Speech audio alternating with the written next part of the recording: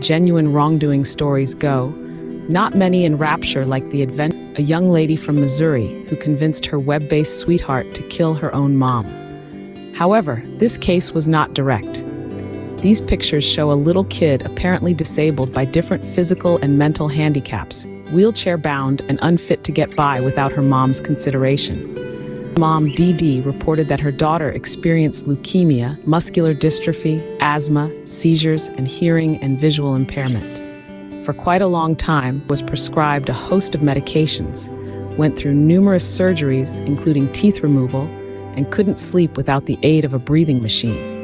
Yet, in reality, experienced any of the circumstances that Dee Dee claimed, and for north of 20 years had rather been a sad victim of Munchausen syndrome by proxy due to her mom, resulting in severe mental and physical trauma. In 2015, dating website where she met Nicholas Gojan, who later became her web-based beau, came to her home and stabbed Dee Dee to death in the bathroom. The murder trial revealed by her mom, and her lawyer was able to arrange a plea deal of second-degree murder, a 10-year jail sentence.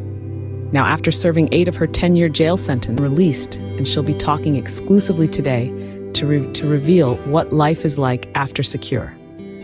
Thank you for joining us today. What has life been like since your release in December? This was sort of put on me before I even got out of prison. I think my story had reached a lot of people, and it's like sharing my story was a very selfless thing that I feel like I'm doing, and there was never any intentions of wanting the fame aspect of it. As for the Kardashians, that was to talk about prison reform. So again, another selfless act that was not for any attention, but to highlight what prisoners go through. So labels get put on her, labels get put on me. And so to sort of see the woman behind the labels, I was actually surprised that she's so down to earth and relatable. You know, on a daily, I'm kind of like, I just want to be normal. And I'm finding that, you know, my life is not normal. And finding that little bit of normal in my everyday life is a challenge. And I treasure that. What was not a choice. Like, this was something that was out of my control.